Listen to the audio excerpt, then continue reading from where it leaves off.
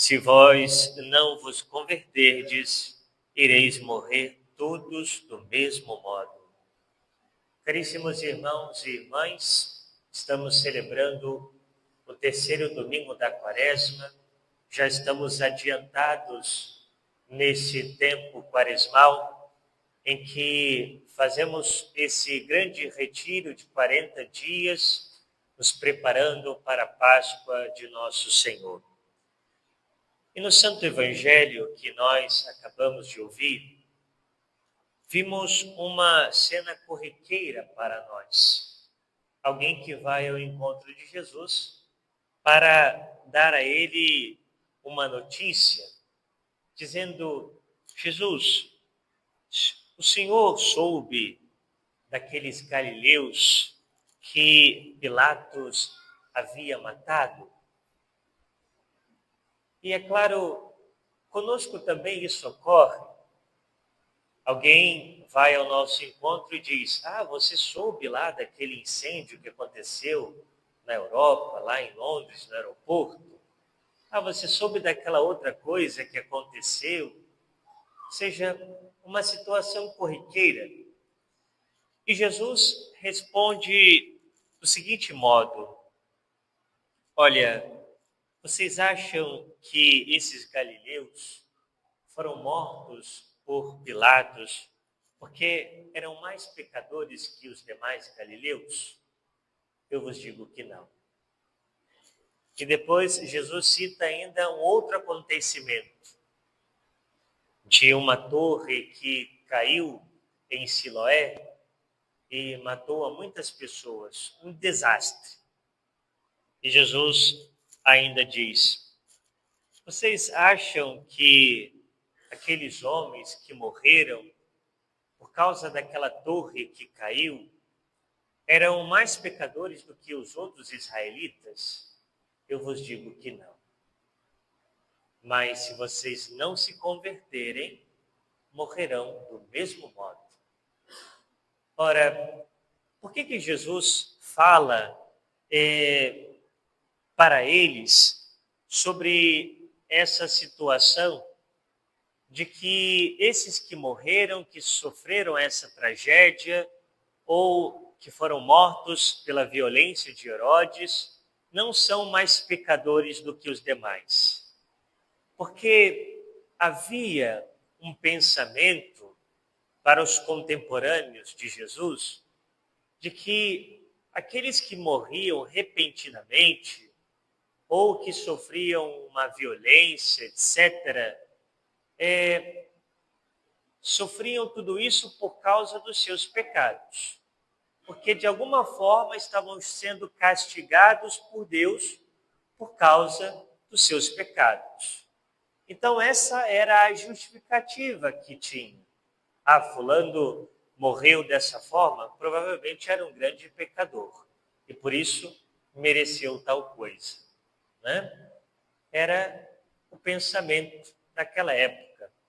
E nosso Senhor, então, vem corrigi-los, dizendo: não, eles não são mais pecadores que os outros galileus.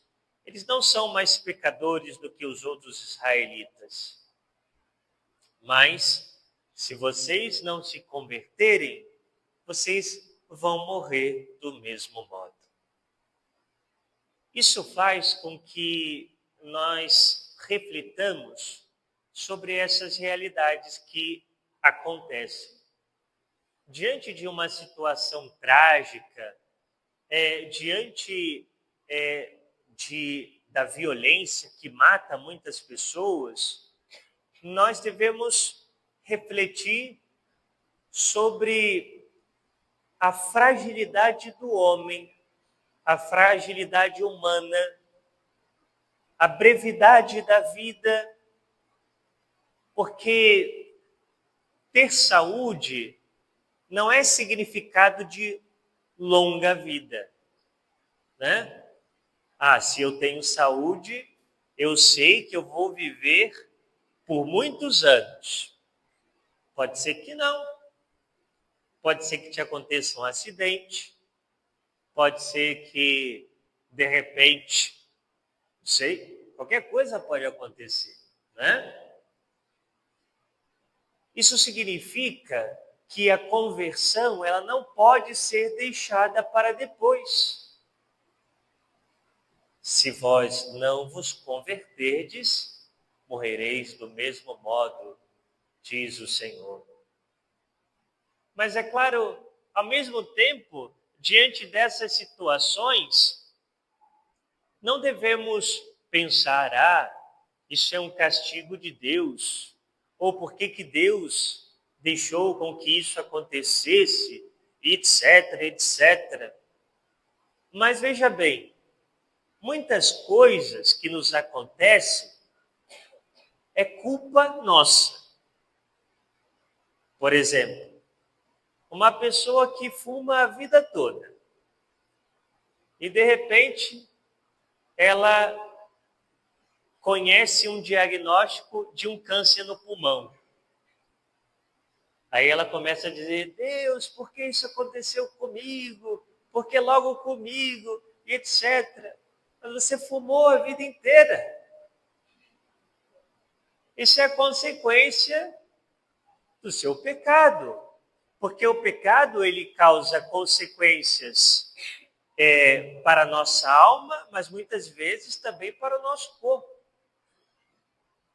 Uma pessoa que bebe muito, qual é a consequência disso? Um problema grave no fígado, cirrose, outras coisas mais. Uma pessoa que não se alimenta bem, que não faz exercício físico, daqui a pouco está com colesterol lá no alto, glicose e não sei mais o que, cheio de problema. Aí fica, ai meu Deus, por que isso aconteceu comigo? Mas você não se alimentava bem, você não fazia uma atividade física, não é? E agora fica colocando a culpa em Deus.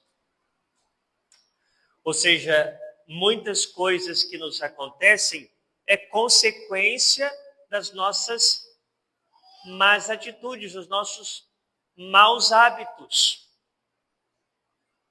Mas, ou seja, Deus, ele não costuma castigar os homens maus nesta vida. Pode acontecer que sim, mas geralmente não. E por isso, Deus, ele faz chover sobre os bons e sobre os maus. Deus faz nascer o sol sobre os bons e sobre os maus. Então, não é porque me aconteceu isso, porque eu fiquei doente, porque me aconteceu esse acidente, que Deus está me castigando, que Deus está longe de mim, que tal. Não. Primeiro que isso pode acontecer com qualquer um, porque muitas vezes isso é obra da liberdade humana. Por que aquela pessoa morreu quando foi assaltada? Porque o assaltante teve a liberdade de matar. Ele foi livre para fazer isso. Não é Deus que é o culpado disso. Não é? Mas Jesus, ele nos alerta para a conversão. Se vós não vos converterdes, morrereis do mesmo modo. E aqui devemos chamar a atenção para o seguinte, que muito pior do que a morte biológica, muito pior do que a morte desta vida, é a morte eterna, é a morte da nossa alma, é a morte que nos separa para sempre de Deus. Essa morte é aquela a que devemos temer verdadeiramente. E o que causa essa morte da nossa alma é o pecado. O pecado é o causador da morte da nossa alma. E por isso, nós devemos temer o pecado. Devemos ter horror do pecado. Devemos ter aversão do pecado. Porque o pecado nos tira a vida da alma. E a igreja nos ensina que esse pecado que tira a vida da alma chama-se pecado mortal. Por isso ele tem o nome de morte, mortal, porque ele mata a vida da alma. E o pecado mortal é aquele pecado que fere diretamente os mandamentos da lei de Deus e que o fazemos conscientemente e de forma livre. E se não houver mudança, não houver conversão do nosso coração, permaneceremos com a nossa alma morta. E aquele que morre em pecado mortal diz e nos ensina a igreja, sem arrependimento, viverá para sempre longe de Deus. Ou seja, irá para o inferno. Isso é o que a igreja nos ensina, meus irmãos. Por isso, nesse tempo da quaresma, o Senhor nos chama à conversão, à mudança de vida, que não deve ficar para depois. E Ele nos chama à conversão a nós que somos cristãos, a nós que somos católicos, porque sem dúvida nenhuma, todos nós temos algo a mudar. Todos nós temos algo a melhorar. Todos nós precisamos de mudança, precisamos de conversão.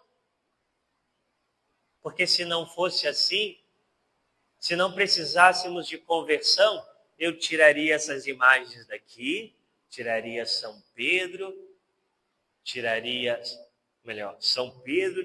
São Paulo, tiraria Santa Teresinha e colocava vocês ali, né? Para a gente venerar. Porque já está todo mundo santo, né? E nós sabemos que não é assim. Todos nós necessitamos de conversão, necessitamos de mudança de vida. E, de fato, meus irmãos, Deus ele tem paciência para conosco. Jesus ele nos conta uma parábola nesse evangelho. Ele diz o seguinte: havia um dono de uma vinha que tinha plantado uma figueira. E aí ele foi ver essa figueira, se estava dando fruto. Chegou lá, não estava dando nada, fruto algum. Aí ele chegou para o vinhateiro, aquele que tomava conta da vinha, e disse: olha, vamos cortar essa figueira. Já tem 3 anos que eu estou esperando ela dar fruto e nada. Só está ocupando a terra aí. Vamos cortar, depois a gente planta outra. E aí o vinhateiro diz assim: não vamos fazer isso. Vamos dar mais 1 ano para ela dar fruto. Eu vou cortar, ou seja, eu vou fazer cavar em volta, vou colocar adubo, vou regar. E vamos esperar. Vamos ver se daqui a 1 ano ela dá fruto. E aí o dono diz: tá bom, tudo bem. Ou seja, Jesus aqui, através dessa parábola, em primeiro lugar, ele fala do povo de Israel. Porque ele pregou durante 3 anos. E muitos não se converteram. Muitos não deram frutos. Há quanto tempo, meus irmãos, nós ouvimos a pregação de Cristo no Evangelho? Há quanto tempo nós vamos à missa? Há quanto tempo nós comungamos? E há quanto tempo ainda o pecado permanece em nós? E ainda há quanto tempo nós sabemos que temos aquele outro e aquele pecado e ainda não vencemos? Muitas vezes não vencemos pela nossa falta de busca a Deus. Mas Deus é paciente conosco. Deus ele tem paciência. Porque às vezes Nossa Senhora diz assim: não, Jesus, espera mais um pouquinho. Vai dar fruto de santidade. E Jesus: tá bom, vou esperar mais um pouco. Mas nós não sabemos até quando. Não sabemos até quando. Como dizíamos anteriormente, não sabemos quanto tempo nós teremos para a conversão. Por isso, o Papa Francisco ele dizia, olha, nunca é tarde para converter-se, nunca é tarde para voltar-se para Deus, mas não deixe para amanhã. A conversão deve se dar hoje, deve se dar agora. Eis o tempo de conversão, eis o dia da salvação. Vamos pedir essa graça para que esse tempo da Quaresma seja um tempo de verdadeira mudança. Porque, de fato, meus irmãos, a vida é breve, a vida é como um sopro. E estamos aqui para fazer a vontade de Deus, amá-lo acima de tudo e amar os nossos irmãos. Que esse tempo, com a ajuda da Virgem Santíssima, seja um tempo de verdadeira mudança, de verdadeira conversão, para que haja na nossa alma vida em Deus, vida espiritual. Louvado seja o nosso Senhor Jesus Cristo.